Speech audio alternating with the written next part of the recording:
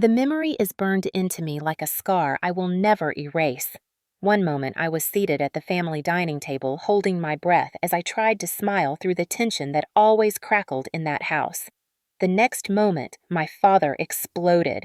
His chair scraped back, his fist crashed against the table, and then his boot smashed into my stomach with such brutal force that the air was ripped from my lungs. I was 29 pregnant, still daring to hope this family might accept me. In that instant, I felt the fragile promise of life inside me jolt in terror and then slip away. I collapsed to the hardwood, clutching at myself, a scream strangled in my throat. The pain was volcanic, rolling in waves through my body, stealing my breath, my future, everything. For a heartbeat, I looked up, begging silently for help.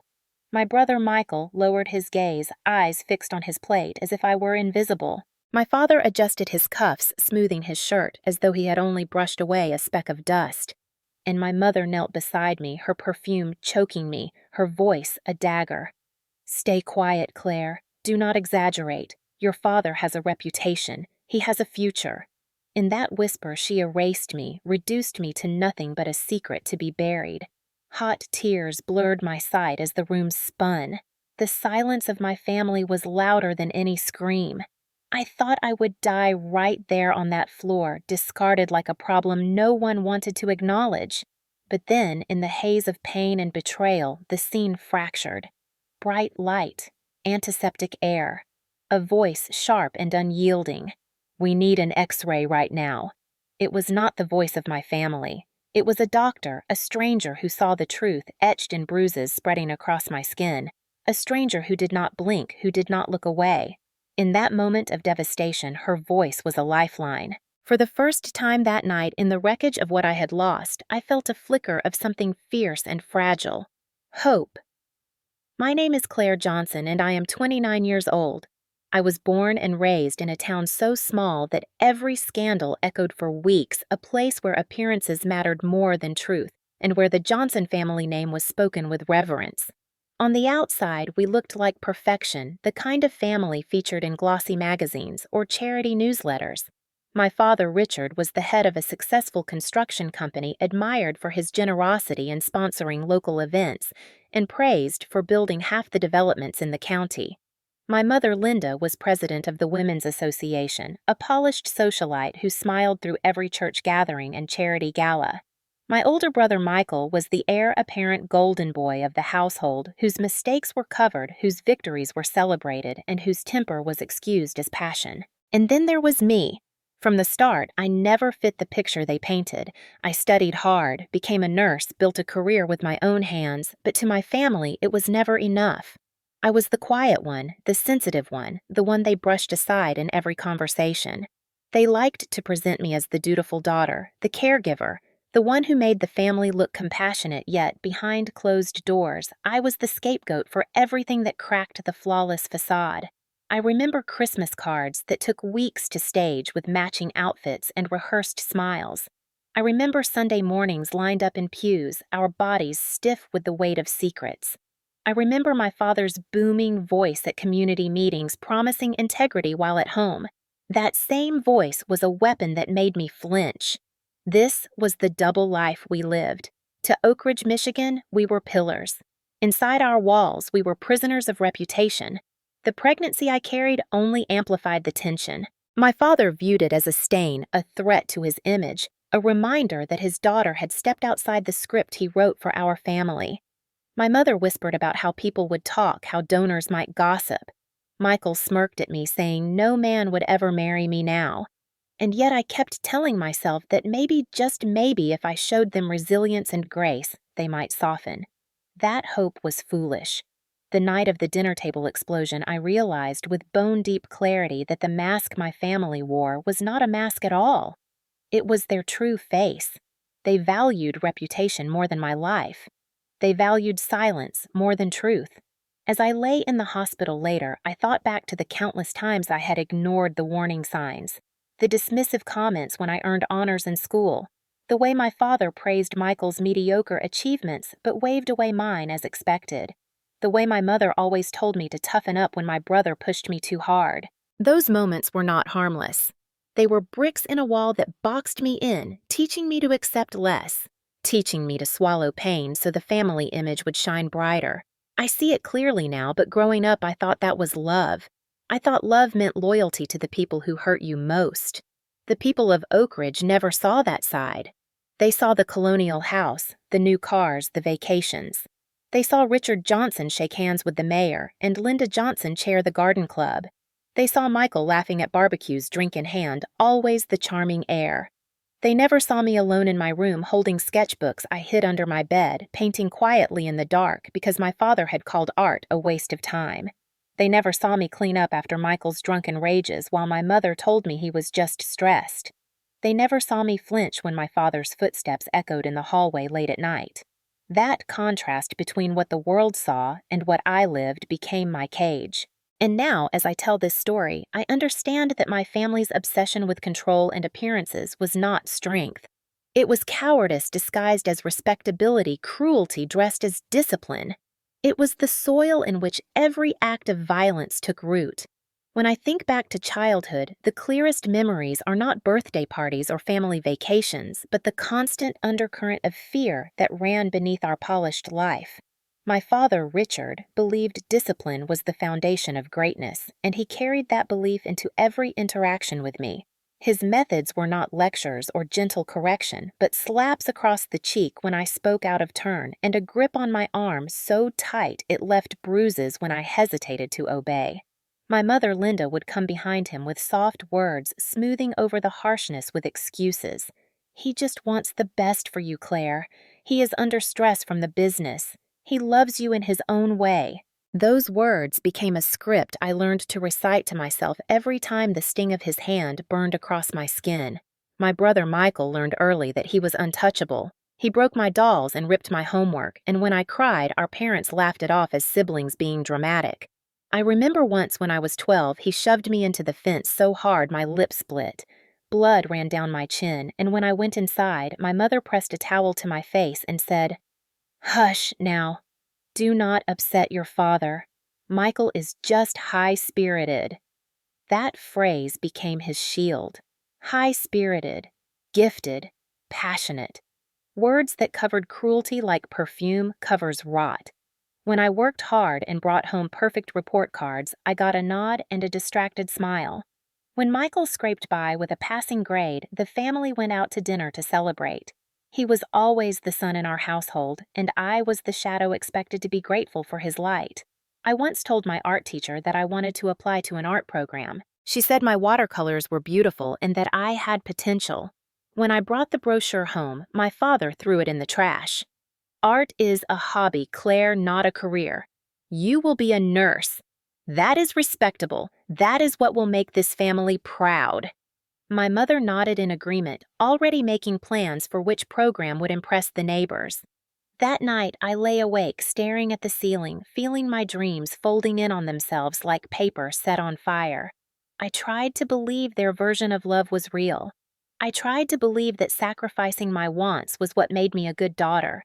Yet deep down, I always knew something was wrong. I would see other families at school events, parents hugging children and listening to them with real attention, and I would ache with envy. At home, I learned to stay quiet to make myself small, to avoid the outbursts that always seemed to explode without warning. Once during a barbecue when I was 14, Michael shoved me hard for beating him in a game, and I scraped my hands raw on the pavement. I remember my Aunt Barbara rushing to help me, her eyes blazing with anger, but my mother intercepted her and whispered something sharp. After that, Aunt Barbara stopped coming around. Another adult silenced another witness pushed aside. By the time I turned 18, I had been conditioned to believe silence was survival. My father told me never to air our dirty laundry. My mother told me people looked up to the Johnson family. Michael told me I was weak. And I told myself that if I endured long enough, maybe they would finally see me. What I did not realize was that enduring was exactly what kept me trapped. Every bruise ignored, every insult brushed aside, every injustice minimized was not just an isolated event. It was the foundation of the toxic dynamic that defined us. It was training for the day when the violence would escalate far beyond broken toys, and harsh words, training for the moment when the family I longed to please would become the very people who shattered me.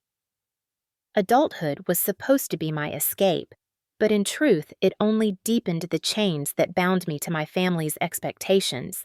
I became a nurse, not because it was my passion, but because my father decided it was respectable, stable, and beneficial to the Johnson name. At work, I poured my heart into caring for patients, yet, at family dinners, my achievements were brushed aside in favor of Michael's every minor success. He joined the company, stumbled his way through projects, and each stumble was recast as brilliance. I bought my own small apartment, paid my bills, and still my parents called it temporary, as though independence was a phase I would grow out of once I learned my place. When I discovered I was pregnant, everything shifted violently. The father of the baby, a man I thought I might build a life with, abandoned me the moment responsibility appeared. I was left alone to face the consequences, and instead of offering comfort, my parents treated the pregnancy like a scandal to be contained. My father's fury was volcanic.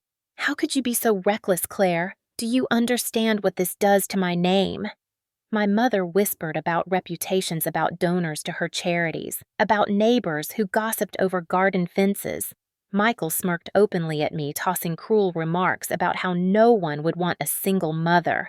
Every word chipped away at my resolve, but still I told myself I could handle it. I convinced myself that maybe if I carried on quietly, they might soften, they might see me as more than a burden. But the signs of control grew sharper. My father insisted on knowing every appointment I attended. My mother monitored what I ate, as if the baby was somehow their property, and Michael made snide jokes about how my child would never measure up to his future heirs. The house I visited for Sunday dinners was no longer just suffocating, it was predatory. I started to keep a journal, writing down not only my feelings, but also the words my parents spoke, the way Michael looked at me, the threats implied in my father's voice. Something in me shifted. Maybe it was the child growing inside me. Maybe it was the years of silence finally reaching their limit, but I felt the first stirrings of defiance. I began recording conversations on my phone when I could do it unnoticed. I told myself it was for my own sanity, proof that I was not imagining the cruelty, but a part of me also knew that one day I might need evidence. Still, I clung to hope, fragile and foolish. I brought small gifts to dinners, tried to help with chores, laughed when I wanted to cry. I told myself that being an adult with a career and a child on the way would change the family dynamic, that surely now they would respect me. Instead, the tension only thickened. My father's criticism grew more, cutting my mother's whispers sharper. Michael's contempt more brazen. The warning signs were all around me, flashing like red lights in the dark. I ignored them, choosing the lie of hope over the truth of danger. It was a choice that would cost me everything on the night when control finally erupted into violence too great to deny. The night that changed everything was supposed to be a family dinner, a celebration of Michael's latest promotion at my father's construction company. My mother, Linda, had spent days preparing, setting the long mahogany table with her best china, draping banners of congratulations across the dining room walls, and cooking Michael's favorite meal. I arrived early, hoping that if I contributed to the preparations, it might ease the constant undercurrent of exclusion. I carried a bottle of whiskey I could barely afford, knowing Michael preferred it, and forced a smile as I helped arrange plates and fold napkins into sharp triangles. The air smelled of roasted beef and red wine, heavy and suffocating, but I told myself tonight could be different. Tonight might be peaceful. For a brief while it was. My father raised a glass, his deep voice booming with pride as he toasted Michael, calling him the future of Johnson Construction and the pride of the family. Everyone clinked glasses, and Michael basked in the attention like a king on his throne. I whispered my congratulations too, but the words felt hollow in my mouth, swallowed by the echo of his arrogant grin. As the meal progressed, the conversation circled endlessly around Michael's achievements, the projects he claimed to have saved the clients who adored him. I tried to join in, mentioning an interesting case from the hospital, but my mother interrupted swiftly to ask if I had met any suitable men lately, as if my career was nothing more than background noise compared to my marital status. My father chuckled. Michael smirked, and the conversation drifted away, leaving me with the familiar ache of invisibility. Michael poured himself another glass of whiskey, his words growing sharper, looser with drink. He began to speak about his girlfriend Megan, hinting at moving in together. My mother's smile tightened her disapproval barely veiled, and I tried to lighten the mood by saying how kind Megan had been when I ran into her at the grocery store. The room shifted instantly. Michael's expression hardened, his eyes narrowing. "What did she say to you?" His voice cut like a blade. I explained softly that Megan had mentioned his father's fishing boat needed repairs. That was all. Michael slammed his glass down, amber liquid splashing onto the pristine tablecloth. She should keep her mouth shut about my family. His words sliced the air. My mother stared down at her plate. My father cleared his throat, but no one challenged him. I tried gently to diffuse. She did not mean anything bad, Michael. It was just conversation. But Michael's anger had latched on, fueled by whiskey and a lifetime of entitlement. He stood abruptly, his chair screeching against the hardwood floor. "Always so perfect, aren't you, Claire? The good daughter, the nurse, the one who thinks she knows better than everyone." My stomach twisted as I felt the danger rising.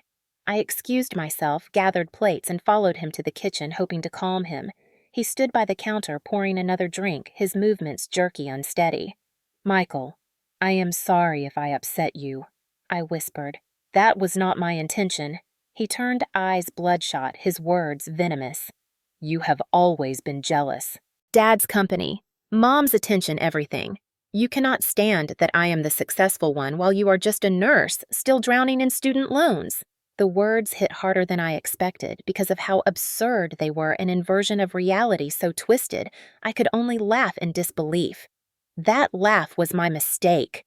Michael's face contorted with rage. "Do not you dare laugh at me." In one swift motion, he shoved me, his full weight slamming into my body. I stumbled backwards, the sharp edge of the granite counter colliding with my ribs and stomach.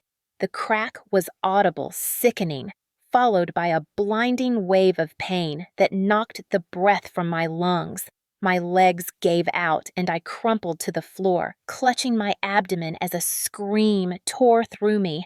The room spun. I heard my mother's gasp as she rushed in, saw my father's silhouette in the doorway. "What happened?" my mother demanded. "She fell." Michael spat instantly. "She tripped." I tried to speak, but every inhale sent shards of agony tearing through my chest.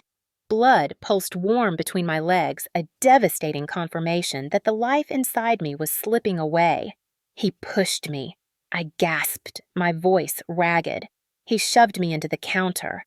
My mother's face flickered between concern and calculation.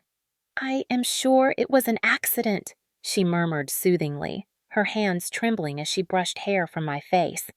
But it was not an accident. It was the culmination of years of violence and denial. My father stepped forward, his voice tight. "Let us not overreact. Take ibuprofen, rest. If it is still bad tomorrow, we will see." I stared at him in disbelief. "I am a nurse. I know what broken ribs feel like. I need to go to the hospital now." My mother's lips thinned, but she nodded quickly. "I will drive you." "No," I rasped. "I will drive myself." I could not bear another second in their presence. With searing pain, I forced myself upright, every movement a knife in my side. My father's eyes were cold, his words a quiet threat.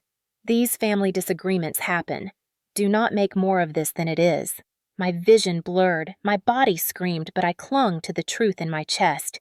This was no accident. This was assault. And as I staggered out of that house, keys clutched in my shaking hand, I understood with chilling clarity that my family was not my sanctuary. They were my cage, and if I stayed silent any longer, they would destroy me completely. The hours after that night blurred together in a haze of pain and betrayal. I drove home hunched over the wheel, every bump in the road, sending daggers through my chest and stomach. I collapsed into a recliner because lying flat was impossible, drifting in and out of shallow sleep until dawn. By morning, the bruises had darkened into angry purples and blues. My ribs screamed with each breath, and blood stained the sheets beneath me. I knew what had happened yet when the phone rang at 7:30. The voice on the other end made me question my own reality. It was my mother. "How are you feeling this morning, Claire?" she asked in a tone that sounded more suited to a mild cold. "Not good," I answered flatly, my voice hoarse. I am in pain. I can barely move. These things always feel worse the next day. She replied, her words dripping with practiced dismissal. Take some Advil, put ice on it. We need to move past last night. Mom, my ribs are broken. Michael seriously hurt me. Silence stretched across the line before she whispered with that dangerous sweetness I knew too well.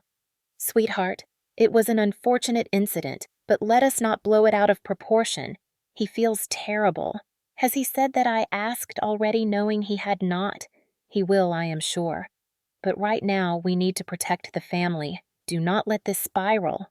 My chest tightened, not just from injury, but from rage. Protect the family. She meant protect Michael, protect my father's reputation, protect the image. My pain was collateral damage. Minutes later, my father called. His tone was measured businesslike, the same voice he used when negotiating contracts. Claire, I hear you are thinking of seeing a doctor. That is premature. Give it a day. Dad, I know what broken ribs feel like. Then you also know they will just tell you to rest and take medication, which you can do at home. And what exactly would you tell them about how this happened? The implication was clear. The truth was unacceptable. The family story must be maintained. An accident, a stumble, anything but what really occurred. He pressed on his words, slicing. Michael has worked hard to get where he is. His future depends on his reputation. Do you really want to jeopardize everything over a misunderstanding? I nearly laughed, the bitterness rising in my throat. A misunderstanding. He kicked me. He shoved me. I lost my baby. But to my father, it was a minor inconvenience compared to the Johnson image. Later that afternoon, a delivery arrived, a gift basket brimming with chocolates, pain relievers, bath oils, and a card signed with love from Mom and Dad. Rest and recover. Family first. I stared at it with revulsion, the bribe as blatant as the bruises spreading across my body. My phone buzzed again and again, my mother circling back to loyalty, my father reminding me of financial dependence. Finally, Michael called. His voice was unsteady, false sincerity dripping from each word. Things got out of hand, Claire. I had too much to drink. You broke my ribs, Michael. Come on, I barely pushed you. You probably just fell. The denial was almost laughable. He grew sharp when I refused to play along. Mom and Dad are freaking out. Do not blow this up. You will regret it if you do.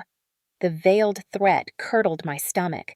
By evening, the pressure was suffocating, the chorus of denial echoing through every call and message. My parents visited unannounced, standing in my apartment with cold determination. My father demanded I tell police if they came that I had exaggerated.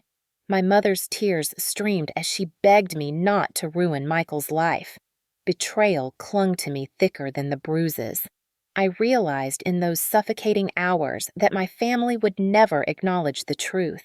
They would gaslight me into silence, wrap me in guilt until I could no longer tell right from wrong. But in the hollow of my chest, through the shards of pain, a new clarity was taking root.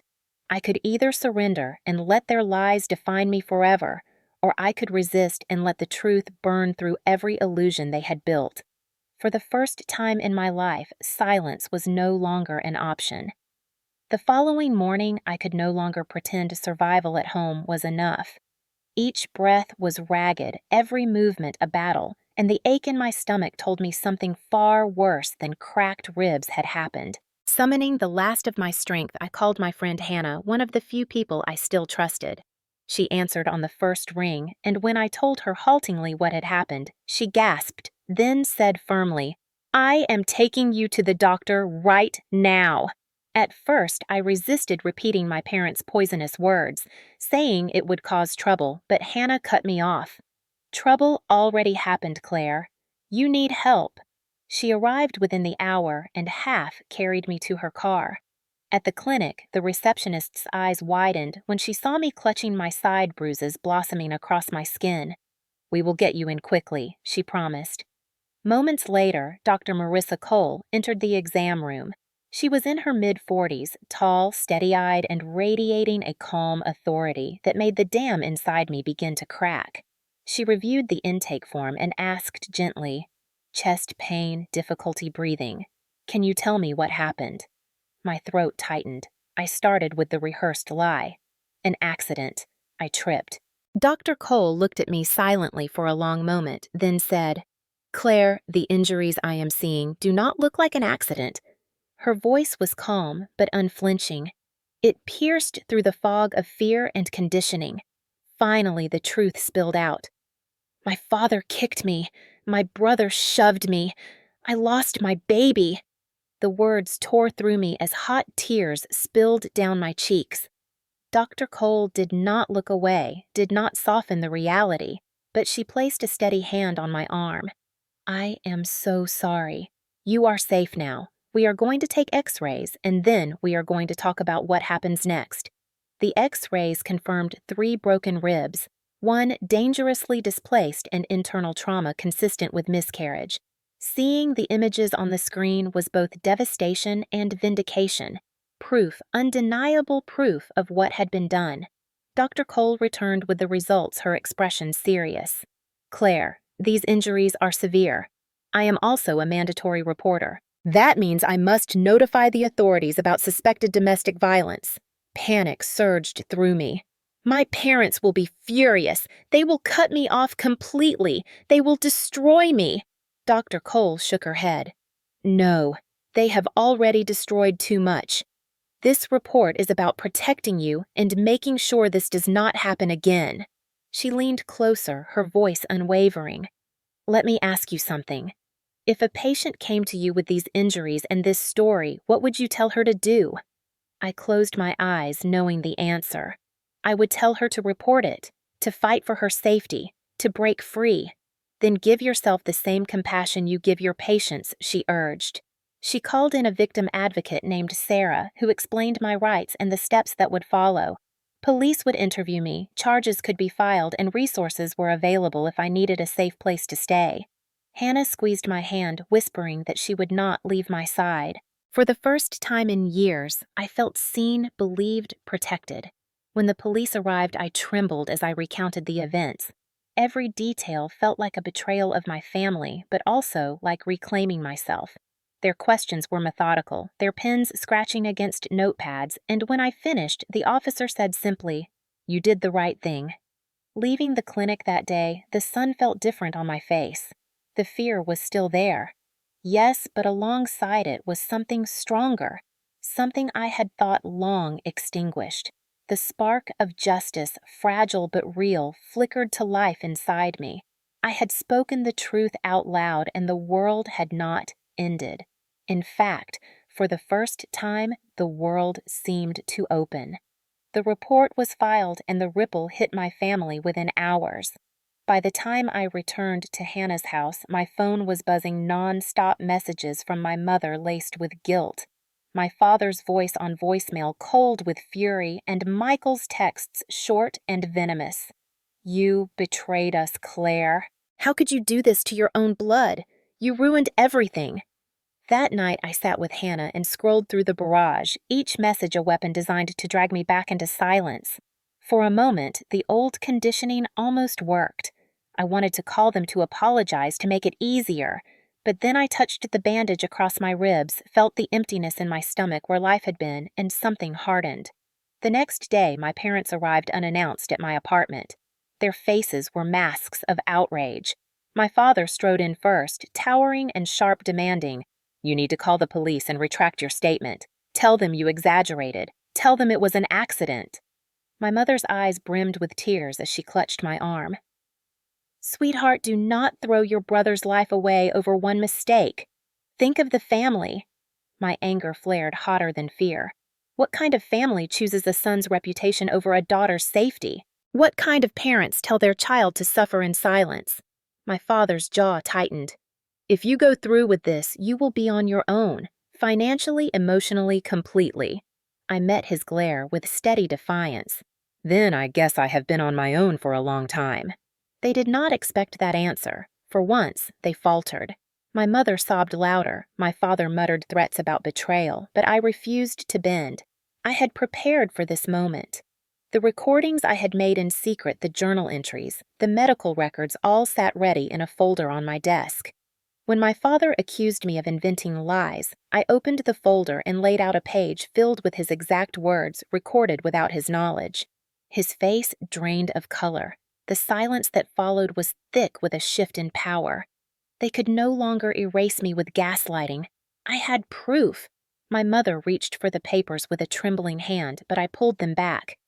You cannot bury this anymore. You cannot twist my pain into silence. I am done. For years, I had been their scapegoat, their shield, their sacrifice. Now I was their reckoning. I told them flatly that if they continued harassing me, every recording would be released publicly, every note turned over to the press. My father's anger curdled into a dangerous calm, but he knew I meant it. The balance had shifted. When they finally left, slamming the door behind them, my hands were shaking, my body weak, but my spirit had never felt stronger. I had faced them and not collapsed. I had stood my ground with intelligence, with evidence, and with a refusal to ever again be silenced. For the first time in my life, their power over me cracked. I was no longer the obedient daughter. I was the witness, the survivor, and the beginning of their undoing. The days that followed were a storm. Word spread quickly through Oak Ridge that the Johnson family was under investigation. My father tried to get ahead of the story, calling in favors, pressuring allies to paint me as unstable, but the evidence was too solid to ignore. The X-rays, the medical records, the testimony from Dr. Cole and from Hannah. The recordings I had kept hidden for years, all of it built a wall of truth they could not climb. When the first newspaper headline appeared, local business leader investigated for domestic assault. The carefully constructed Johnson image cracked wide open. At the hospital where I worked, whispers followed me, but instead of shame, I held my head high. I had nothing to hide.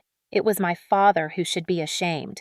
My mother resigned from her leadership role in the Women's Association within a week, citing personal reasons, though everyone knew the truth. Invitations to luncheons and charity galas vanished. Her phone, once buzzing with social calls, went silent. My father lost 2 major contracts when partners decided his reputation was now a liability. Michael, who had walked through life untouched by consequences, found himself shunned by friends and colleagues alike. The golden boy was suddenly radioactive. Yet the most powerful moment came when I walked into the courtroom. The prosecution had decided to move forward with charges despite my family's furious resistance. I sat in the witness chair, ribs still aching, voice trembling but steady as I recounted the night my father kicked me and Michael shoved me. Every eye in the room watched reporters scribbling notes, townspeople murmuring in disbelief. My father sat at the defense table, his jaw clenched, while my mother stared fixedly at her lap. Michael glared at me with barely contained hatred, but I did not shrink. I spoke with the clarity of someone who had been silenced for too long. When the defense tried to paint me as dramatic, the prosecutor held up the X-rays, the photos of my bruises, the written notes from Dr. Cole. The room fell silent. No one could deny what had been done. When the verdict was read, guilty of assault, the sound was like a bell ringing freedom in my chest. My father was sentenced not to the long prison term I felt he deserved, but to probation fines and mandatory anger management. It was less than justice, but more than he had ever faced before. My mother's face crumpled as whispers spread through the town. Their reign of perfection was over. For me, the revenge was not in punishment alone, but in exposure. For years, they had hidden behind polished smiles and staged photographs convincing the world they were untouchable. Now, the truth was out in the open, undeniable and irreversible. People stopped them in grocery stores, not to praise, but to question. Donations dried up. Business dwindled. They could not escape the shadow of their own actions. As for me, I found strength in the clarity of truth. I stood before cameras outside the courthouse and said plainly, families are meant to protect, not to destroy. Silence enables violence. I will not be silent anymore. Those words spread far beyond Oak Ridge, picked up by regional news shared online, resonating with people who had lived their own silent wars. For the first time in my life, my voice mattered not just to me, but to others who needed to hear it. My revenge was not only personal, it was public. It was the mirror I held up to my family, forcing them to see what they had tried so desperately to deny. And as their world collapsed, mine began to expand. The consequences were not just theirs, they were mine too, but in those consequences I found freedom. The Johnson name no longer controlled me. I had reclaimed my own. In the weeks after the trial, I felt both emptied and reborn. My ribs healed slowly, the tenderness fading into faint reminders whenever the weather shifted, but the deeper wounds inside me required more time. I left my apartment and moved into a new place across town, a space filled with light from tall windows and silence that belonged to me alone. I painted the walls soft colors and turned the spare bedroom into an art studio, something I had been denied all my life. Brushes and canvases returned to my hands like old friends, each stroke a declaration that my dreams were mine again. I began attending support groups where survivors of family abuse gathered in a circle of battered but unbroken souls. Listening to their stories reminded me I was not alone. One woman spoke of a brother who tormented her for decades until she finally broke free. Another described parents who silenced her pain in the name of tradition. Their words echoed my own life, but their resilience gave me hope that healing was not only possible but inevitable if I kept choosing it every day. Dr. Cole became more than a physician. She became a mentor and an ally. Together, we started an initiative at the hospital to train medical staff to recognize signs of hidden abuse. Standing before colleagues sharing my story with measured honesty, I felt the weight of silence lifting. Each nod of recognition, each word of thanks from someone who saw themselves reflected in me, gave meaning to the suffering I had endured. My circle of support widened. Hannah remained my anchor, steady and unwavering. I reconnected with Aunt Barbara, who told me how she had once tried to protect me, only to be shut out by my mother. We laughed and cried over lost years, and she promised I would never face another storm alone. Slowly I learned to build a new kind of family, chosen not from blood, but from love and truth. My biological family tried reaching out, sending messages that alternated between threats and pleas, but I answered rarely and only with boundaries clear as stone. They had chosen lies over me, and I could not allow them to poison the life I was now creating. Michael avoided me entirely, his resentment burning in silence. My father's presence dwindled as his business faltered. My mother's name no longer appeared in charity bulletins. They were still bound together by denial while I walked free in truth. 1 year after the night my father's boot shattered my body and my family tried to bury the evidence, I stood on a lakeside dock with a journal in hand. I wrote that survival was not enough. I had learned that real strength was not enduring abuse, but refusing it. Real love does not demand silence. Real family does not trade your safety for reputation. I watched the sun dip over the water and felt peace settle where pain had once lived. My journey was far from over, but it was mine, now unbound, unbroken, alive. To anyone listening, to anyone who has felt the crushing weight of toxic loyalty, I say this: you are not alone and you are not powerless. Choosing truth may cost you the family you were born into, but it will give you back yourself. And that, more than anything, is home.